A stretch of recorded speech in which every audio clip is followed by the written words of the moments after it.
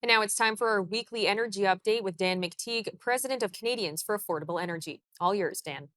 Hello, Teresa. Last weekend of summer, and of course, the kids go back to school next week. So, a lot of things are taking place very quickly and very rapidly on the gasoline front. We've seen not much of a change this week, as I had suggested to you last week. I wasn't expecting any great shakes on the energy side, except for what was happening in Western Canada.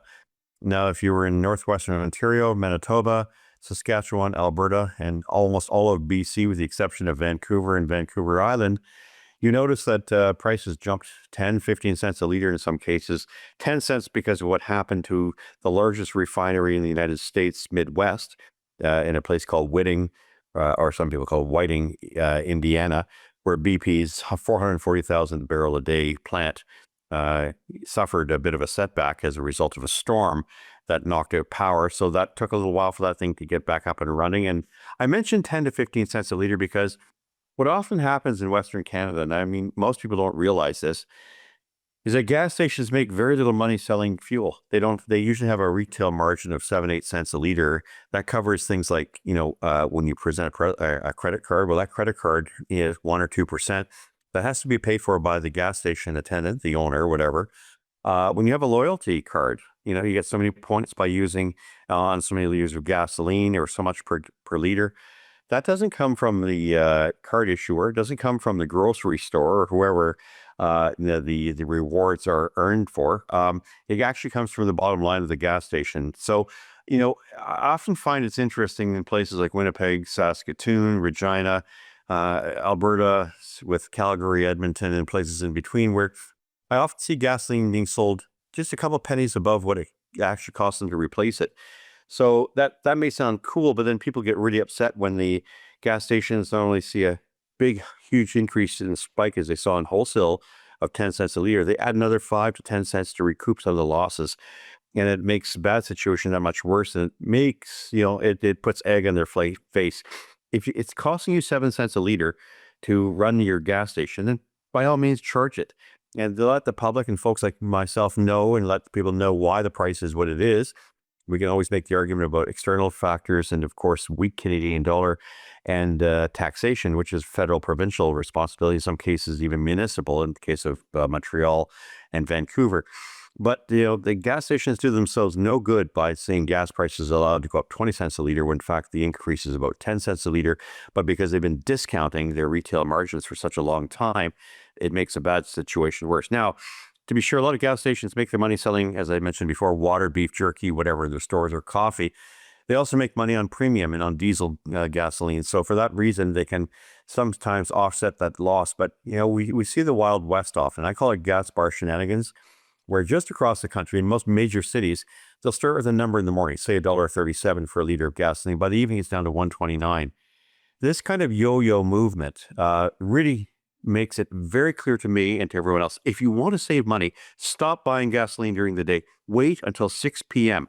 If they're going to play this kind of woke, weird, trendy game of trying to look over each other's shoulder and drop prices, never buy your gasoline in the morning. You're a fool to do so. And I know you're a fleet and whatnot, but even if you're a corporation, sure your gas, your fuel is not filled up until after, especially when it's come to gasoline, not so much diesel, until after as late as you can in the day with your staff.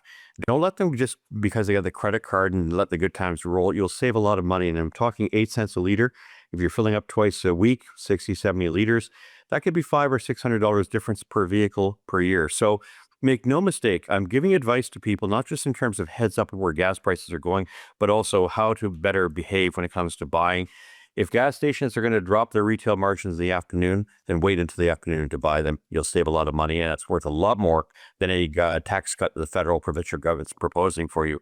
For the week ahead, because we're going to see a bit of a spike in demand. We saw Russia attack Ukraine right after the so-called attempt at peace talks in Alaska between Putin and Trump. The markets didn't like that and saw this could be very, very negative towards, possibility of even greater sanctions on Russia. So that would mean less supply in the world. And that means, of course, some thought yesterday would be a good idea to tack on a few extra cents. It's not because of the long weekend. But we are going to see this weekend an average price increase, much of Eastern Canada, about 3 or 4 cents a liter. It'll come down by Sunday or Monday. That's because markets are always operating 2 days ahead of what we actually pay at the pumps. Remember, what happens today affects the prices on Sunday.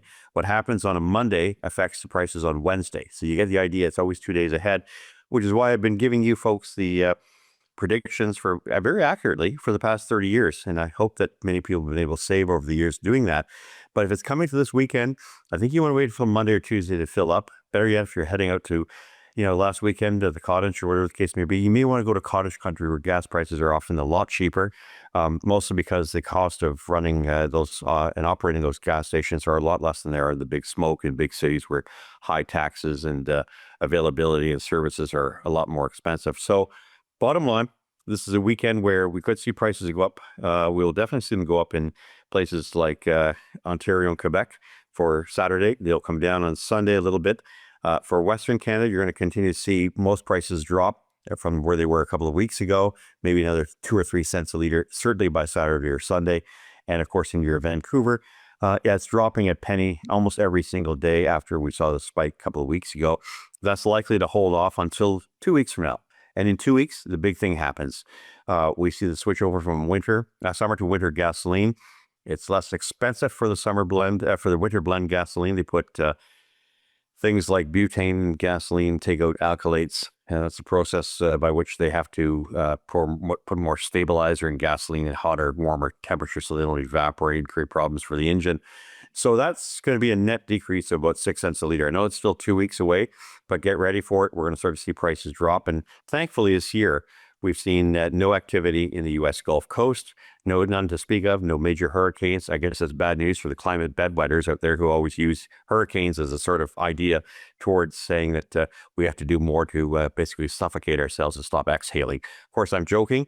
But it does mean that this has been a quiet year. And for that reason, prices are going to remain quiet, not just this weekend, but for the next 2 weeks until they actually drop on September 15th. So better news on the way. And but keep an eye on diesel and home heating fuel and natural gas. Temperatures get colder, which they are. We're going to start to see the price pressure on those products go up. Final remark. Second carbon tax we've been talking about for 6 years. You're already paying about 4 or 5 cents a liter across the country. If you thought the carbon taxes were gone, think again. As we've been saying, you didn't just have one carbon tax, you had two. And with the federal government moving towards other means of imposing net zero EV mandates, etc., it's going to be a very expensive year ahead as long as the Liberals continue to make energy prices that much more expensive and make energy a lot less affordable in Canada. That's it this week, Teresa. Have a great Labor Day weekend, and we'll see you next week.